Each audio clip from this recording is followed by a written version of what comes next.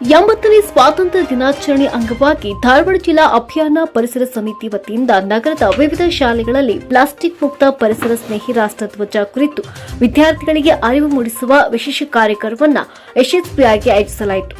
ಇನ್ನು ನಡೆದ ಈ ಅಭಿಯಾನದಲ್ಲಿ ಪ್ಲಾಸ್ಟಿಕ್ ಬಳಕೆಯಿಂದ ಪರಿಸರಕ್ಕಾಗುವ ಹಾನಿ ಹಾಗೂ ರಾಷ್ಟ್ರಧ್ವಜದ ಮಹತ್ವದ ಕುರಿತು ಮಕ್ಕಳಿಗೆ ಜಾಗೃತಿ ಮೂಡಿಸಲಾಯಿತು.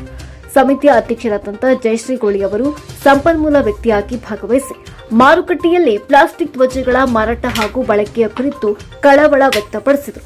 ಸರ್ಕಾರ ಏಕ ಬಳಕೆ ಪ್ಲಾಸ್ಟಿಕ್ ಅನ್ನು ನಿಷೇಧಿಸಿದ್ರೂ ಧ್ವಜಗಳ ಮಾರಾಟ ಯಥಾಸ್ಥಿತಿಯಲ್ಲಿ ನಡೆಯುತ್ತಿರುವುದು ವಿಷಾದಕರ ಎಂದು ತಿಳಿಸುತ್ತಾ ಸಾರ್ವಜನಿಕರ ಸಹಕಾರದಿಂದ ಮಾತ್ರ ಪರಿಸರ ಮಾಲಿನ್ಯವನ್ನು ತಡೆಯಲು ಸಾಧ್ಯ ಎಂದರು. ಇನ್ನು ಕಾರ್ಯಾಗಾರದಲ್ಲಿ ವಿದ್ಯಾರ್ಥಿಗಳಿಗೆ ಕಡಿಮೆ ವಸ್ತುಗಳನ್ನು ಬಳಸಿ ಸುಲಭವಾಗಿ ಪರಿಸರ ಸ್ನೇಹಿ ಪೇಪರ್ ಧ್ವಜಗಳನ್ನು ತಯಾರಿಸುವ ಕಲಿಕಾ ವಿಧಾನವನ್ನು ಪ್ರಾಯೋಗಿಕವಾಗಿ ಹೇಳಿಕೊಡಲಾಯಿತು. ಜೊತೆಗೆ ಮೊಬೈಲ್ ಗೀಳಿನಿಂದ ಮಕ್ಕಳನ್ನು ದೂರವಿಡಲು ಇಂಥ ಕೌಶಲ್ಯಾಭಿವೃದ್ಧಿ ಚಟುವಟಿಕೆಗಳು ಶಾಲಾ ಹಂತದಲ್ಲಿ ಅನಿವಾರ್ಯ ಎಂದು ಜಯಶ್ರೀ ಗೋಳಿ ಅವರು ಸಲಹೆ ನೀಡಿದರು. ವಿದ್ಯಾರ್ಥಿಗಳು ಉತ್ಸಾಹದಿಂದ ಧ್ವಜಗಳನ್ನು ತಯಾರಿಸಿ ವಂದೇ ಮಾತರಂ ಘೋಷಣೆಗಳೊಂದಿಗೆ ದೇಶ ಪ್ರೇಮ ಹಾಗೂ ಪರಿಸರ ಕಾಳಜಿಯನ್ನು ಮೆರೆದರು.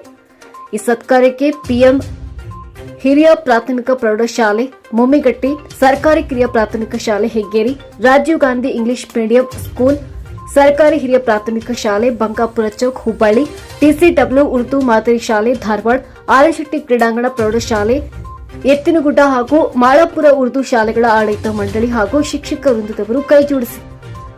ಇನ್ನು ವಿಶೇಷವಾಗಿ ಶಾಲಾ ಪ್ರಧಾನ ಗುರುಗಳಾದ ಸಂಗೀತ ಕುಡುಗೂರು, ದ್ರಾಕ್ಷಾಯಣಿ ಹಿರೇಮಠ್, ವೀಣಾ ತುಪ್ಪದ್, ಶ್ರೀದೇವಿ ಲದ್ದಿಮಠ್, ಶಾರದಾ ಭಜಂತ್ರಿ, ಕೆಆರ್ ಅಮ್ಮಿನಭಾವಿ, ರುಕ್ಸಾನಾ ಭಾನು ಮುಳ್ಳೊಳ್ಳಿ ಹಾಗೂ ಶಿಕ್ಷಕರಾದ ರೇಖಾ ಶಿಂಗೆ, ಗಾಯತ್ರಿ ಜೋಶಿ ಸೇರಿದಂತೆ ಎಲ್ಲಾ ಶಿಕ್ಷಕರು ವಿದ್ಯಾರ್ಥಿಗಳಿಗೆ ಪ್ರೋತ್ಸಾಹ ನೀಡಿದರು.